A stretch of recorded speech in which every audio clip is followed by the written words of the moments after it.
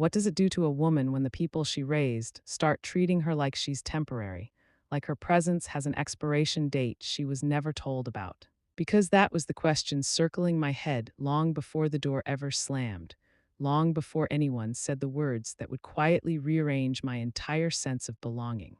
And I want you to sit with that for a moment and ask yourself if you've ever felt useful but not wanted, needed but not respected, included only as long as you stayed quiet, because that's where this really begins, not with anger. Not with money, but with the slow realization that love can turn conditional without warning, especially when you're the one who keeps giving without asking for credit. After my husband died, the world didn't collapse all at once. It narrowed, it became quieter, heavier, and more careful. And when my son suggested I move in with his family in Colorado, it felt like a rope thrown across a widening gap. Like family pulling me back into something warm and familiar. And I believed it, I truly did, because I wasn't coming as a burden, I was coming as help, as support, as the kind of woman who knows how to stretch meals, soothe children, and keep a house steady without needing applause. And at first, it felt right. I cooked, I cleaned, I helped with the kids. I covered expenses without announcing it, because that's what mothers do when they still believe love is safest when it's quiet. But tell me this, when did contributions stop earning respect? And when did silence start being mistaken for weakness? Because somewhere between preschool drop-offs and late-night dishes, something shifted. And I felt it before I understood it, in the way conversations stopped when I entered the room, in the way decisions were suddenly already made, in the way my presence became something to manage rather than appreciate, and I didn't fight it. Because women like me are trained not to, we're trained to smooth things over, to make ourselves smaller, to tell ourselves it's temporary, that things will settle, but what if they don't? What if they harden instead? I kept paying my share, more than my share actually, groceries, utilities, little extras that keep a household running, and I never asked for acknowledgement because I thought love didn't keep receipts. But have you ever noticed how quickly people forget what you provide when you make it easy for them?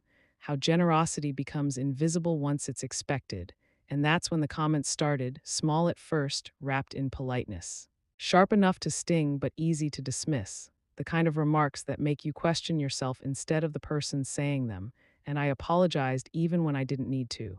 Because it felt easier than disrupting the fragile peace I thought we were sharing.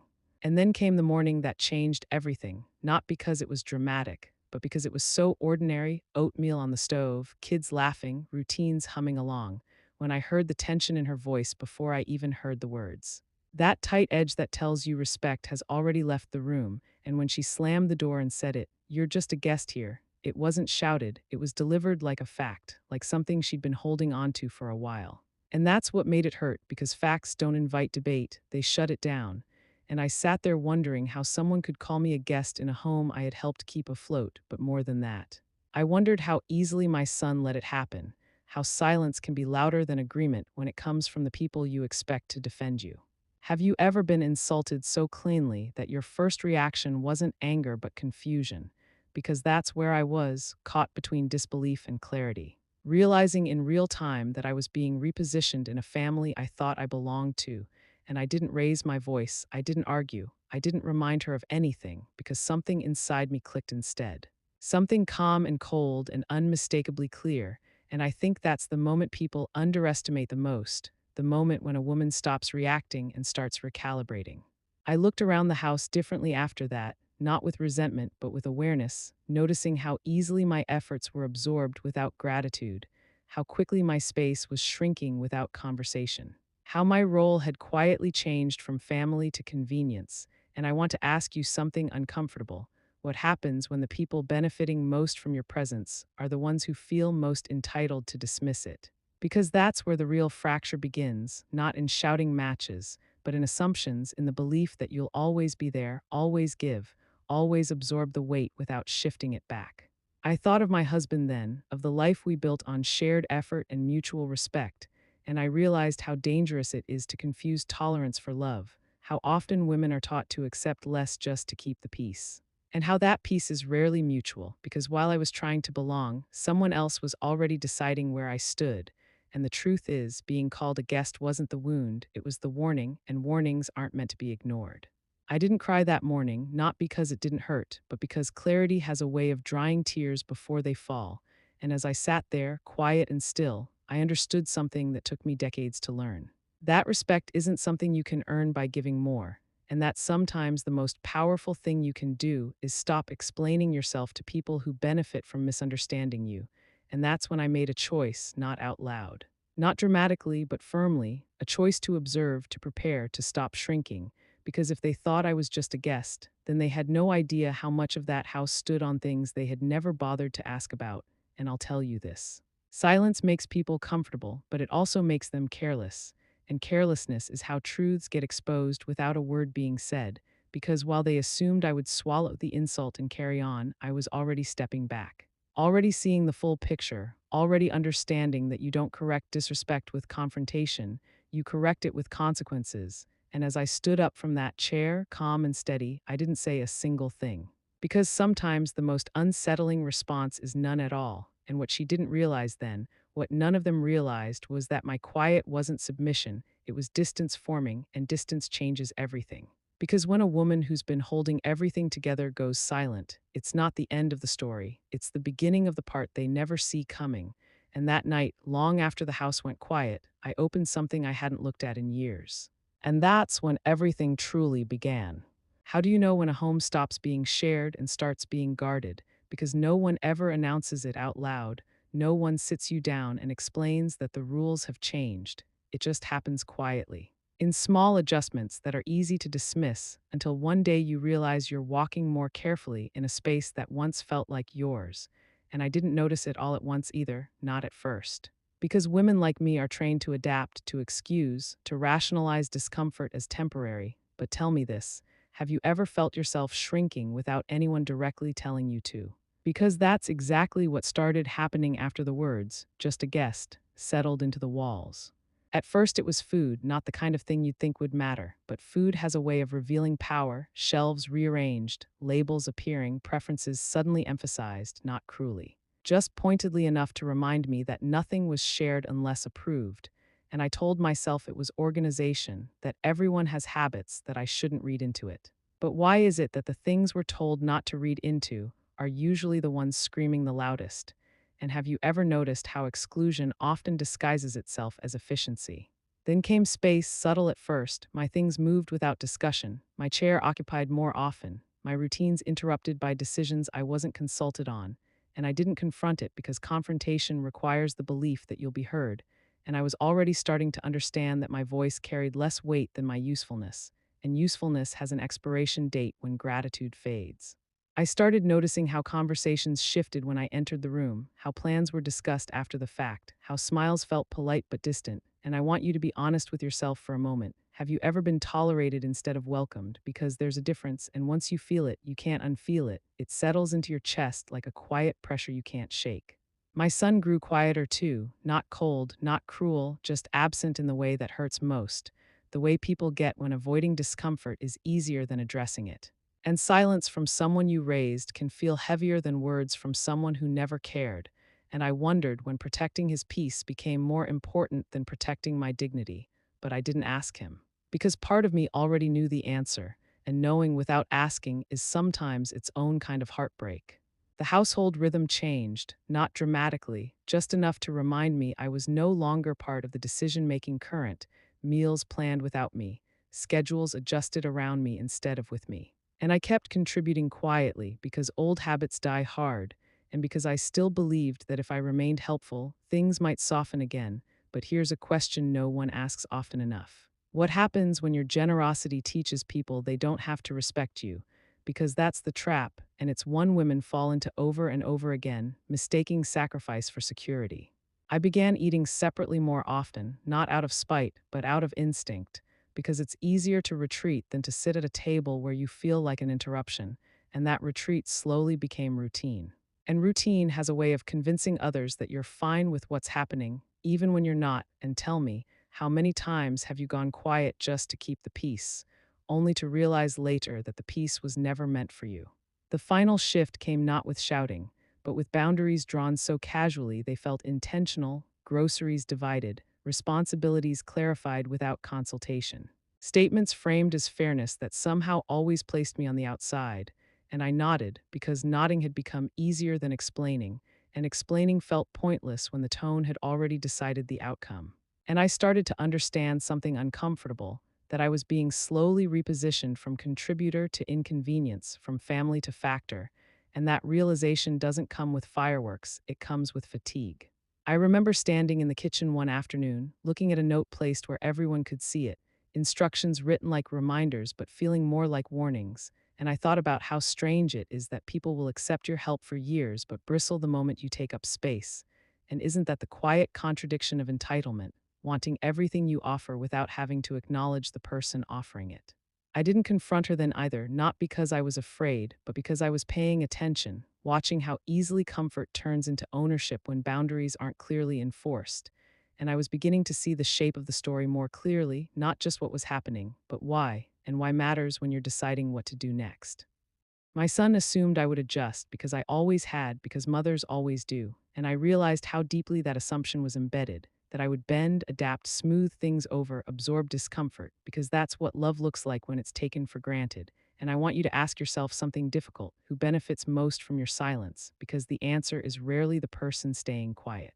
By then, I wasn't angry anymore. Anger burns fast, but clarity settles in slowly.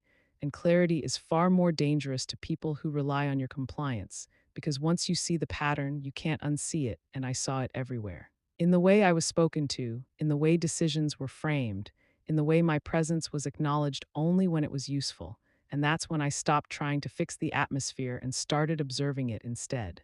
Because sometimes the smartest thing you can do is let people reveal how they truly see you.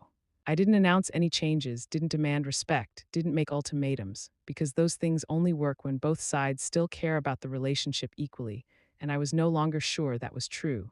And there's a particular kind of loneliness that comes from realizing you're emotionally alone in a house full of people, and that loneliness doesn't beg, it prepares. I began to understand that they weren't trying to push me out aggressively.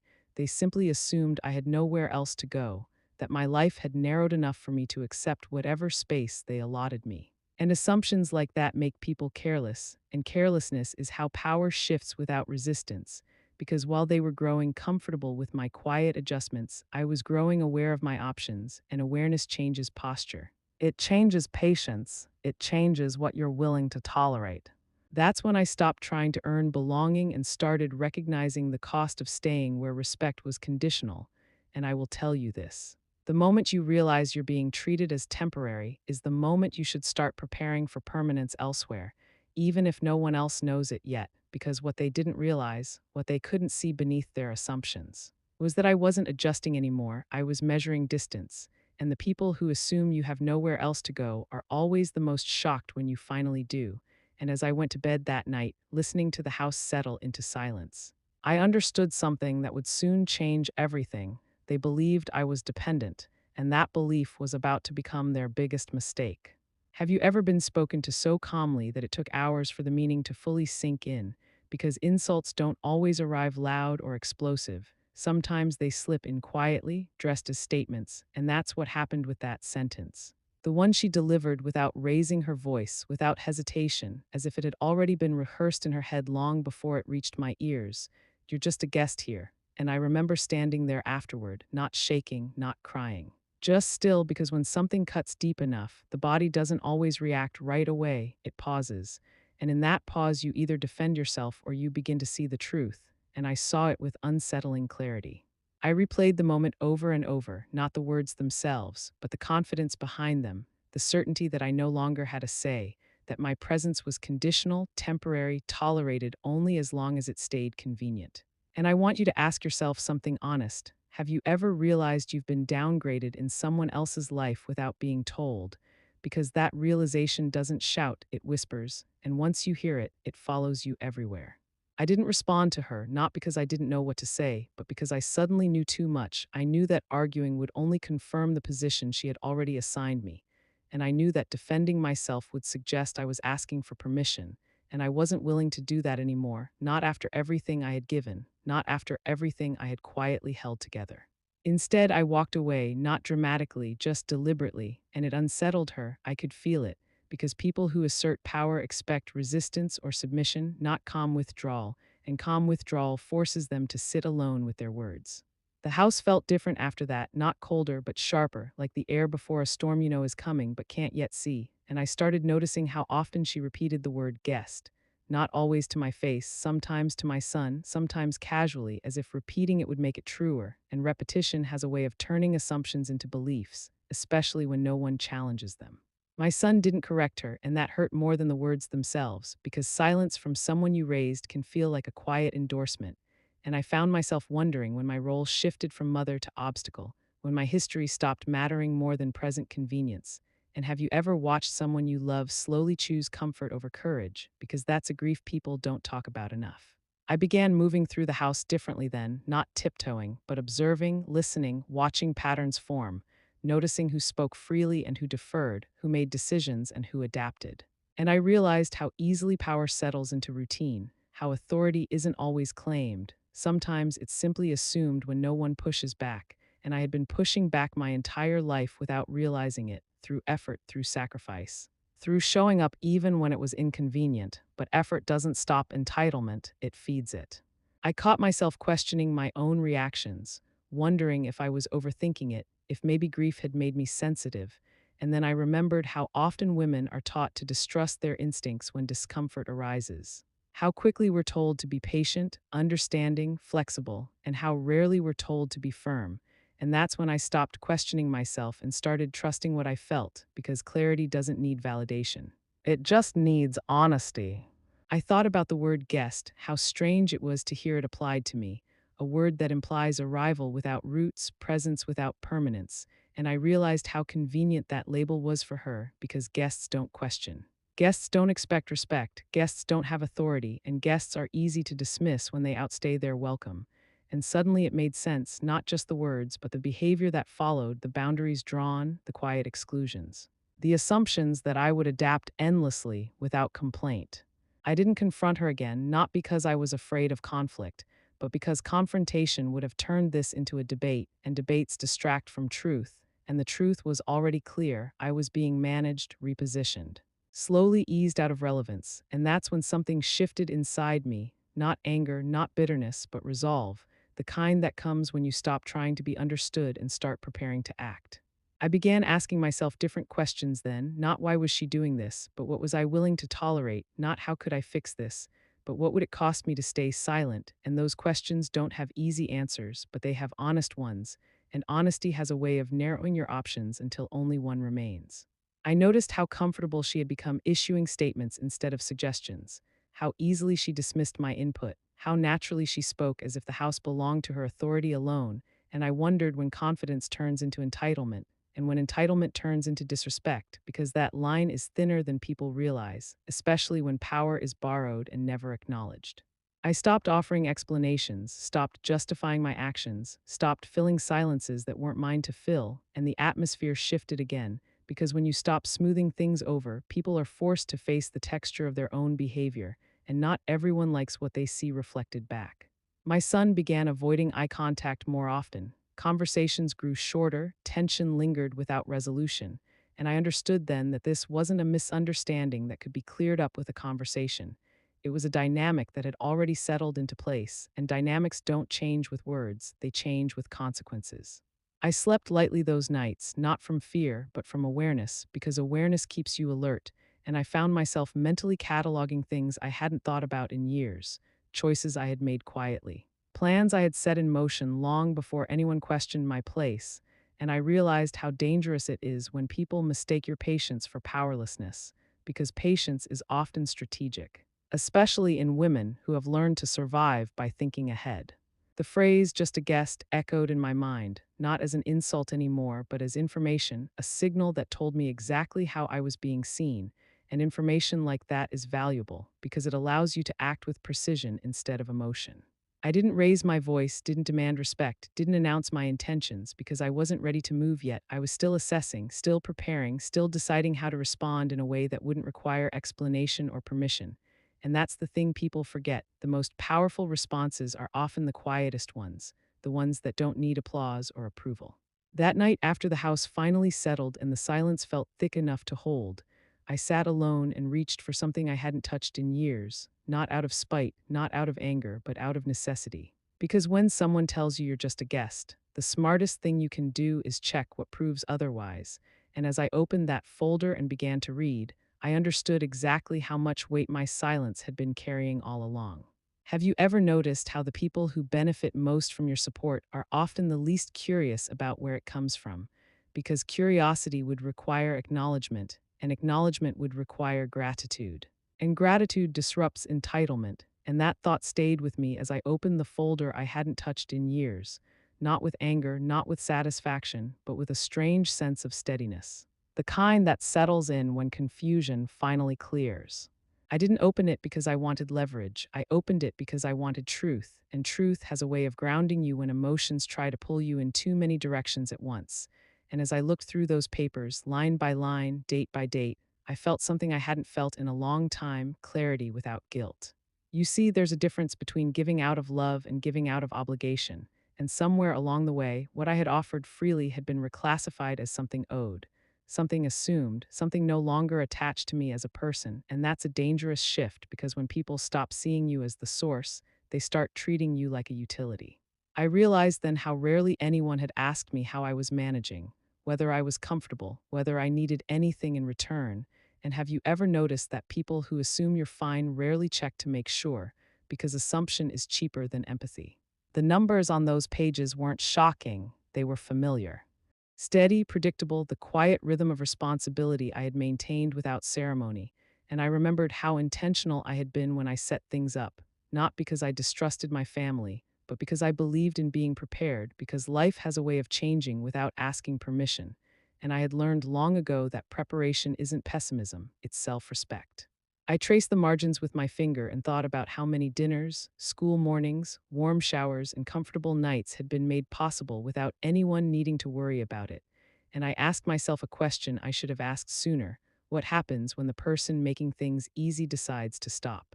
That question didn't scare me, it focused me, because fear comes from uncertainty, and uncertainty had already been replaced by understanding. I wasn't offended anymore by being called a guest. I was informed, and information changes posture. It straightens your spine without anyone noticing.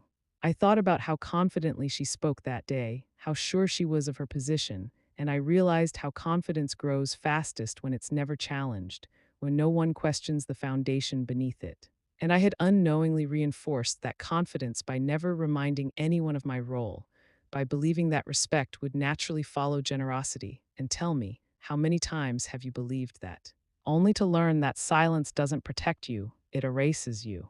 I didn't feel the urge to announce anything, didn't feel the need to justify myself, because justification is something you offer when you're unsure of your ground, and I wasn't unsure anymore. I was simply done pretending that my contribution was invisible. The more I read, the more I understood how neatly everything had been arranged, how deliberately I had structured it to provide stability without creating dependence. And yet dependence had crept in anyway, not because of the structure, but because of the mindset, because comfort without awareness breeds assumption, and assumption breeds disrespect.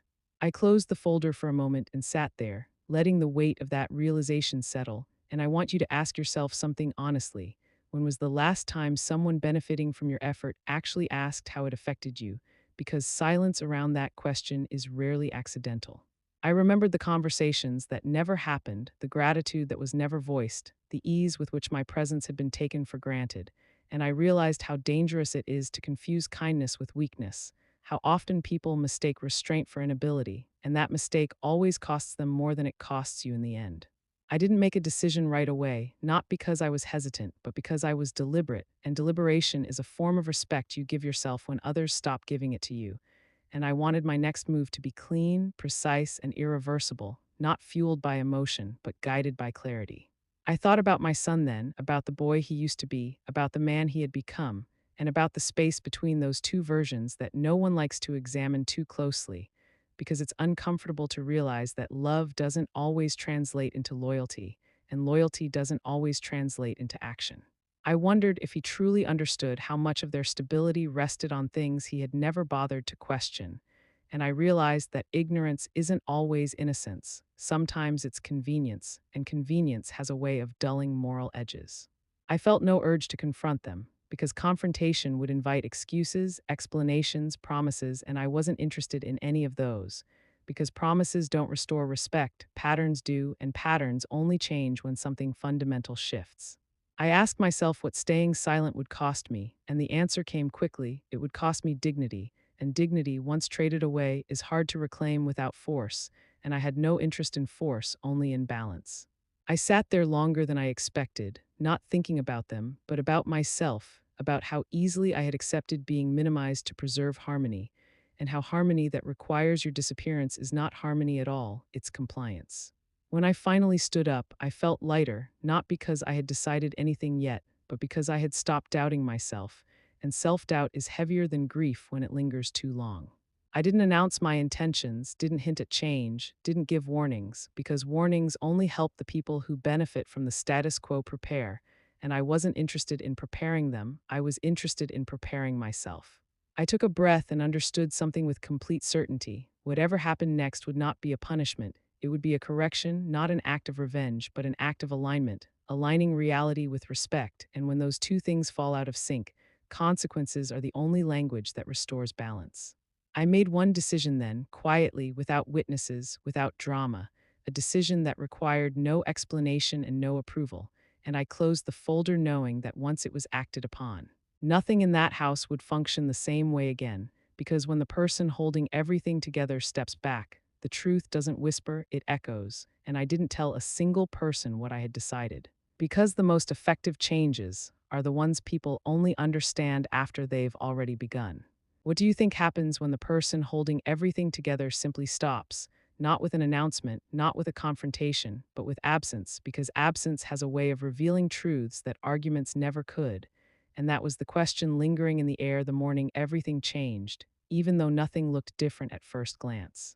I woke early, earlier than usual, not because I was anxious, but because certainty has a way of sharpening your senses, and I moved through the house quietly, not tiptoeing, just calmly, aware that this would be the last time I did certain things without being asked, without being thanked, without being seen. I made breakfast out of habit more than obligation, not out of guilt, but out of closure, because routines deserve endings too. And as the house stirred awake, I noticed how easily my presence blended into the background, how no one asked what I was doing, where I was going, or if I needed anything. And isn't it strange how people notice comfort most only after it's gone? I didn't argue, didn't explain, didn't remind anyone of the conversations they never had with me, because reminders rarely work when entitlement has already settled in, and I had learned that lesson the hard way.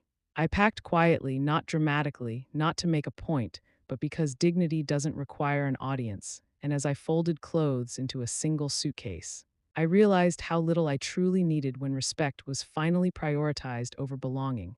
And I want you to ask yourself something here: how much of your life is spent maintaining systems that would collapse without you? And do the people benefiting from them even realize it? The house felt strangely hollow as I moved through it, not because I was leaving, but because my leaving had already begun emotionally weeks ago, and emotional exits always happen before physical ones. And when the two finally align, there's a calm that replaces doubt. I left without noise, without slammed doors or final speeches, because those things belong to people still hoping to be understood, and I was past that stage, not bitter, just resolved. And resolution has a way of silencing the urge to explain yourself to people who have already decided how they see you. Hours passed before anyone noticed, and that delay said more than any reaction could have, because when your absence isn't immediately felt, it means your presence was never fully acknowledged, and that realization didn't hurt the way I thought it would, it clarified things instead. The first sign wasn't panic, it was confusion, small disruptions surfacing quietly, a payment that didn't go through, a routine that didn't function as expected, a convenience missing without explanation, and confusion is always the first stage, because people assume problems are temporary when they don't understand their source. I imagine them standing there, staring at screens, rereading messages, assuming it was a mistake, because entitlement trains people to believe support is automatic, not deliberate, and that belief is always the most fragile. I didn't check my phone right away, not out of cruelty, but out of necessity, because space is required for consequences to speak clearly, and interference would only soften the lesson before it had time to land. I brewed tea somewhere else that morning, in a space that didn't feel heavy with expectation, and as the steam rose, I felt something unfamiliar, relief without guilt, because guilt only exists when you believe you've done something wrong, and I hadn't, I had simply stopped compensating for other people's comfort at the expense of my own. Have you ever noticed how quickly people reach for explanations when systems fail, but how slowly they reach for accountability? Because accountability would require them to admit they didn't know how things worked in the first place. The messages came later, tentative at first, polite, confused, asking if something had changed, if I knew why something wasn't working, and those messages told me everything I needed to know, not because of what they said, but because of what they didn't. There was no concern for me, only concern for the disruption, and disruption is always more alarming to people than disrespect. I didn't respond immediately, not to punish, but to observe, because observation without intervention reveals patterns people don't know they're showing, and the pattern was clear. They didn't miss me. They missed what I made possible, and that distinction matters more than people like to admit. The house grew quieter in a different way then, not peaceful, but unsettled, because when support disappears without explanation, it forces people to confront their own dependence, and dependence is uncomfortable when it's no longer invisible. I imagine routines breaking down, schedules tightening, margins thinning, not out of spite, but out of realism, because systems don't maintain themselves, and when the person managing them steps back, the cracks don't appear dramatically, they appear gradually, and gradual discomfort is harder to ignore than sudden shock.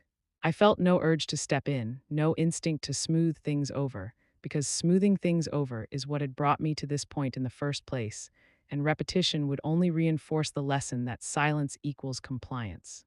I thought about how often I had absorbed inconvenience so others wouldn't have to, how often I had chosen ease for them over truth for myself, and I understood then that the quiet that followed my absence wasn't empty, it was instructional.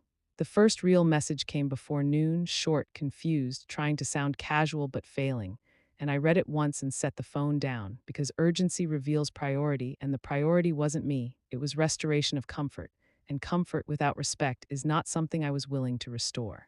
I sat with that decision longer than I expected, not because it was difficult, but because it was unfamiliar. Choosing myself without explanation, without apology, without reassurance, and I wondered how many women reach this point and turn back because the silence feels unbearable, and I promised myself I wouldn't because discomfort is temporary, but self-betrayal lasts much longer.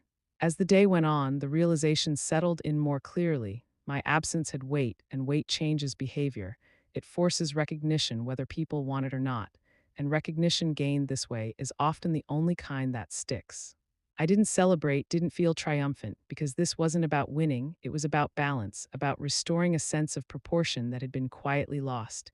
And as evening approached, I felt a strange calm, knowing that the truth was finally doing the work words never could.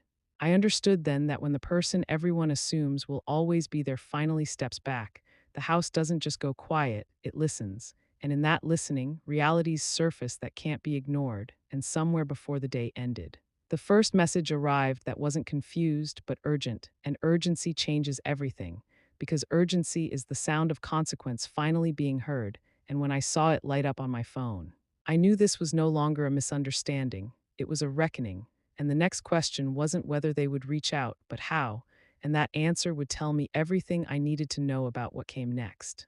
Why does an apology sound different when it's fueled by urgency instead of understanding?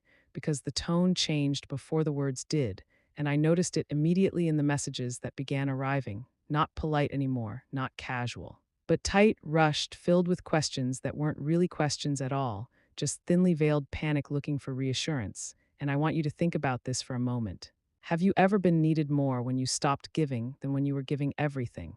Because that contrast tells you more about a relationship than years of shared history ever could. The first few messages tried to sound reasonable, asking if I knew why things weren't working, if there had been a mistake, if I could help figure it out, and what struck me wasn't the confusion, it was the assumption.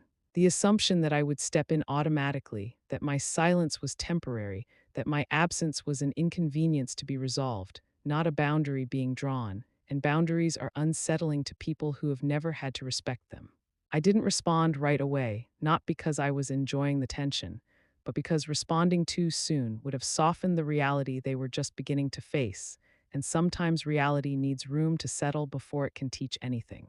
As the hours passed, the messages grew shorter, then longer, then frantic, the rhythm of entitlement breaking down into uncertainty, and I found myself asking a different question, not whether I should respond, but what responding would actually change, because words had already failed to protect me before, and I wasn't interested in repeating that pattern. My son finally called not once but repeatedly, and that was when the weight of the situation truly landed, because phone calls are harder to ignore than texts. They demand engagement, explanation, emotional labor, and emotional labor was exactly what I had been providing for years without realizing it. I let it ring, not out of cruelty, but out of clarity, because clarity understands that timing matters, and this was not the moment to step back into a dynamic that had already proven it didn't value my presence unless it was convenient. Have you ever noticed how quickly people reach for you when the structure you maintain starts to wobble, and how rarely they reached for you when you were quietly keeping it upright? Because dependence has a way of revealing itself only under stress.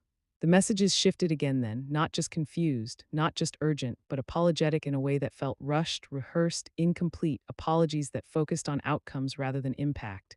And that difference matters because apologies driven by loss are about restoration, not remorse.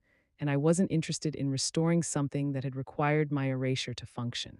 I read each message once, sometimes twice, not to analyze every word, but to listen for something deeper: accountability, understanding, respect, and what I heard instead was fear. Fear of instability, fear of exposure, fear of consequences, and fear is not the same thing as growth. I asked myself whether responding would actually lead to change or simply reset the system back to its previous state, where my silence would once again be mistaken for agreement. And I knew the answer, because patterns don't change just because they're briefly uncomfortable. The urgency escalated quickly, and that escalation told me something important. The systems they relied on had been more fragile than they realized, and fragility always stays hidden until the person reinforcing it steps away.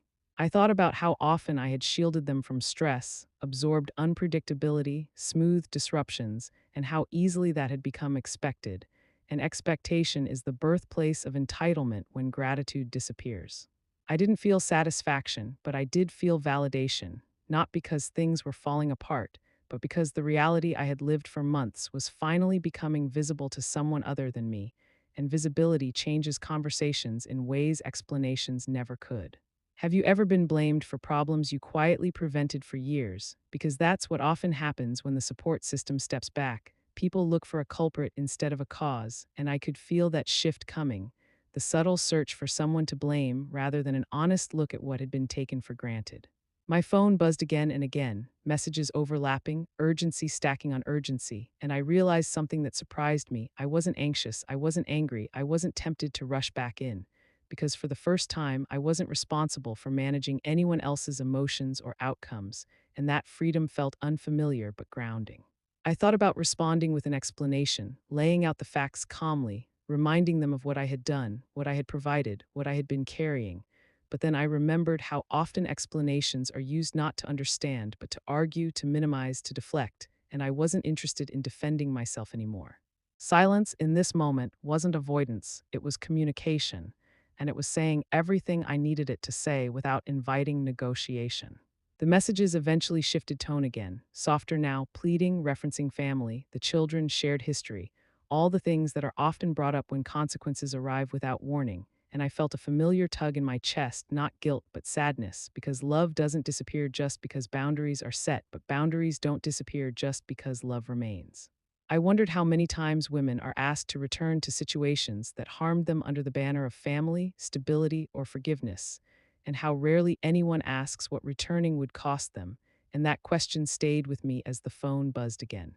I didn't block anyone, didn't erase messages, because I wasn't trying to disappear, I was trying to be seen, and being seen sometimes requires stepping far enough back that others are forced to adjust their focus. The first direct request came later, simple, direct, stripped of confusion and apology, asking if I would come back, and that question carried more weight than all the messages before it, because it acknowledged absence, not just inconvenience, and acknowledgement is the first step toward respect, even if it arrives late. I sat with that request for a long time, not because I didn't know my answer, but because I wanted to be honest with myself about why the answer felt the way it did. And I realized something important: being asked to return wasn't the same as being valued, and returning without change would only reinforce the belief that my boundaries were temporary obstacles, not permanent lines.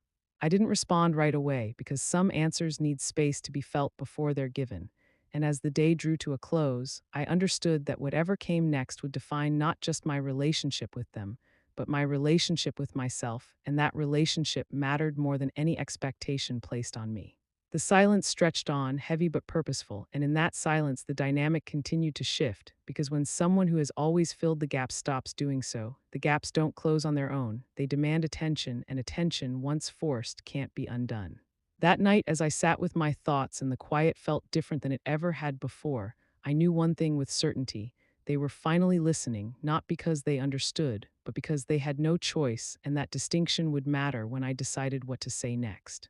What if walking away wasn't abandonment, but the first honest decision you'd made in years? Because that was the thought that followed me as I settled into a life that didn't require explanation. A life where my presence wasn't measured by usefulness or weighed against inconvenience. And I want you to pause here and ask yourself something quietly. Who are you when no one needs you to fix, pay for, or smooth things over? Because that question can be unsettling when you've spent a lifetime being necessary.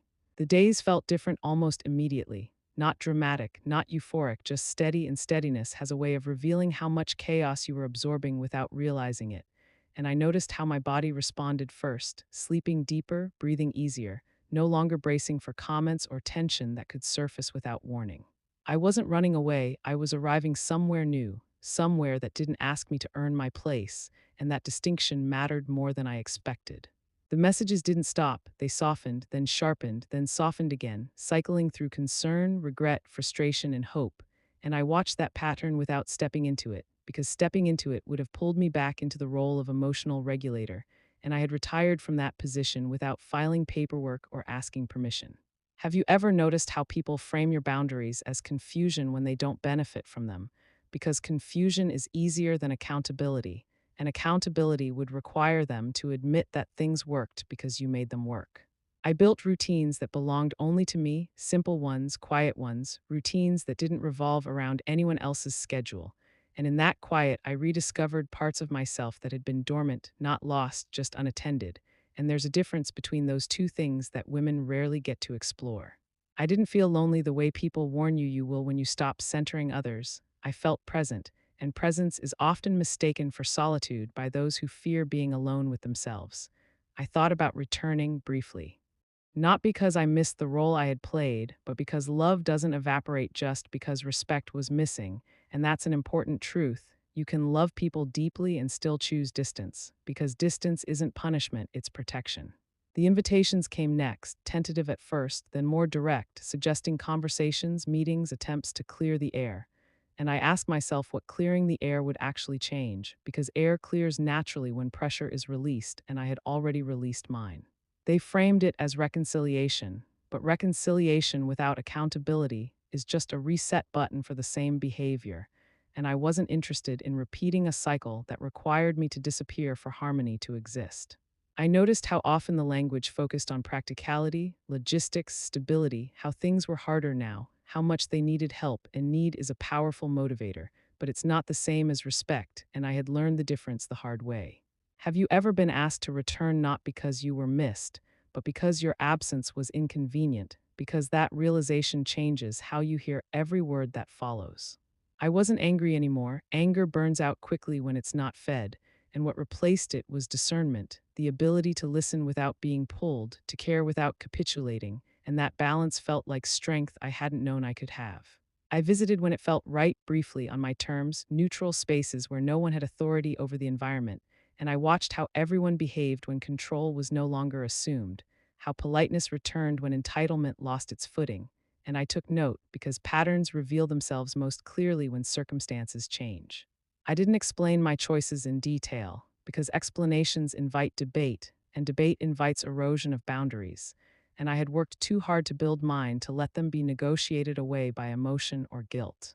I listened more than I spoke, because listening without rescuing is a skill people underestimate, and in that listening I heard what had changed and what hadn't, and that information mattered more than apologies. Have you ever realized that peace doesn't ask permission? It just arrives when you stop fighting yourself, because that was the quiet truth settling into my days. I didn't need approval to live well. I didn't need agreement to move forward, and I certainly didn't need to justify why I chose dignity over familiarity. I spent time with people who saw me without needing me, conversations that didn't circle back to what I could provide, laughter that wasn't followed by expectation, and I remembered how nourishing that kind of connection can be when you've gone without it for too long. The request to come back grew more emotional, framed around family, history, promises of change, and I weighed them carefully, not dismissively, because love deserves consideration even when it doesn't deserve compliance, and that distinction allowed me to remain compassionate without being careless. I asked myself what returning would teach them, and what staying away was teaching me, and the answers were clear. Returning would teach them that boundaries are temporary. Staying away was teaching me that self respect is sustainable, and sustainability matters when you're building a life you intend to stay in. I noticed something else too. They still believed this was about money, about access, about convenience. And that misunderstanding told me everything I needed to know about how much work remained undone on their side, because when people misidentify the problem, they can't offer a real solution. I didn't correct them because correction requires openness, and openness can't be forced, it has to be chosen. And until it was, my role was simply to maintain the life I had rebuilt with intention and care. I felt lighter not because things were perfect, but because they were honest, and honesty doesn't require constant maintenance, it holds its shape without effort. I understood then that choosing peace isn't passive, it's active. It requires discernment, consistency, and the willingness to disappoint people who benefited from your self neglect. And that willingness is something women are rarely encouraged to develop. I wasn't closing the door on anyone forever. I was closing the door on a version of myself that accepted less than she deserved, and that distinction gave me confidence instead of regret. As I settled into that understanding, I realized something else. They would eventually decide how to interpret my absence, as punishment, as pride, as stubbornness. But their interpretation was no longer my responsibility, and that freedom was the final shift I needed. The question was no longer whether I would go back. It was whether going back would require me to abandon the person I had finally become, and that answer didn't take long to find, because peace, once found, is not something you gamble away for familiarity. And as the messages continued and the invitations lingered, I knew the next chapter wouldn't be about returning or refusing. It would be about the lesson that comes when a woman finally understands why she should never have to ask for permission to be respected. When did being strong quietly turn into being taken for granted? Because that question followed me into the calm of my new mornings, into the kind of silence that doesn't accuse you of anything, the kind that simply exists without expectation. And I want you to ask yourself something before this ends. When was the last time someone thanked you without also needing something from you? Because gratitude without demand is the rarest kind. I no longer woke up bracing myself for tension or scanning the room for moods that weren't mine to manage. And that alone told me how much of my life had been spent holding emotional weight I was never meant to carry forever. I realized then that motherhood teaches you how to endure, but it doesn't always teach you when to stop enduring, and that omission costs women decades of quiet erasure. I thought about the word guest again, not with hurt this time, but with perspective, because a guest has no obligation to stay, no responsibility to hold a house together, and no duty to sacrifice dignity for comfort. And somehow that insult had revealed a truth I had avoided for years, that I was never meant to disappear inside someone else's life just to keep it running smoothly. Have you ever noticed how quickly people rewrite history once you stop participating in it? Because suddenly my boundaries were labeled pride, my silence was called stubbornness, my absence framed as cruelty, and yet none of those labels addressed the real issue, which was that my presence had been treated as a resource instead of a relationship. I didn't argue with those versions of the story, because correcting narratives doesn't restore respect, living well does, and I was finally doing that without apology. I spent time with women who understood without explanation, women who had raised families, buried partners, rebuilt lives, and recognized the moment when giving stops being love and starts being self-abandonment. And in their stories, I heard echoes of my own, different details, same lesson that boundaries are not walls, they are doors you choose when to open. I stopped wondering whether they understood my decision, because understanding was never the prerequisite for respect, behavior was, and behavior had already told me everything I needed to know. Have you ever realized that people often call you selfish only when you stop being selfless for their benefit? Because that accusation carries more information than insult ever could. I didn't regret what I had done, not because it was easy, but because it was necessary, and necessity has a way of clarifying morality when emotions try to cloud it. I thought about my son often, not with resentment, but with realism, understanding that love does not exempt anyone from consequences, and that shielding someone from accountability is not kindness, it's delay. I knew that if I returned too easily, too quietly, I would be teaching the same lesson all over again, that my boundaries were negotiable, my dignity flexible, my role permanent regardless of respect, and I wasn't willing to teach that lesson anymore, not to him, not to myself. I learned something else too. Peace doesn't arrive when people change, it arrives when you do, and waiting for others to grow before you allow yourself rest is a trap that keeps women exhausted and hopeful in equal measure. I stopped hoping they would suddenly understand, because hope without evidence is just another form of waiting, and I had waited long enough. Have you ever noticed how life expands the moment you stop shrinking to fit into spaces that no longer honor you? Because that expansion doesn't come with fireworks, it comes with breath, with steadiness, with a quiet confidence that no longer needs to announce itself. I didn't become harder, I became clearer, and clarity changes how you move through the world, how you speak, how you choose, and how you respond when old dynamics try to pull you back in. I still loved, but I loved with boundaries now, and boundaries transformed love from obligation into choice, and choice is where dignity lives. I understood then that being a mother doesn't mean being a martyr, that sacrifice without respect is not virtue, it's erasure, and erasure teaches the wrong people the wrong lessons. I wanted something different, not revenge, not validation, just a life where my presence wasn't conditional and my silence wasn't expected. I thought about the women who might hear this story and recognize themselves in the spaces between the words, the ones washing dishes late at night wondering when their voice became optional, the ones paying bills quietly while being told to stay out of decisions, the ones swallowing comments just to keep the peace. And I want you to hear this clearly: peace that costs you your dignity is not peace, it's surrender. And you are allowed to choose differently without asking permission. I didn't walk away to punish anyone. I walked away to preserve something that mattered: my sense of self, my authority over my own life, my right to exist without being minimized. And that choice changed everything, not because it hurt them, but because it healed me. The house didn't fall apart because I left. It revealed what had been held together by my silence.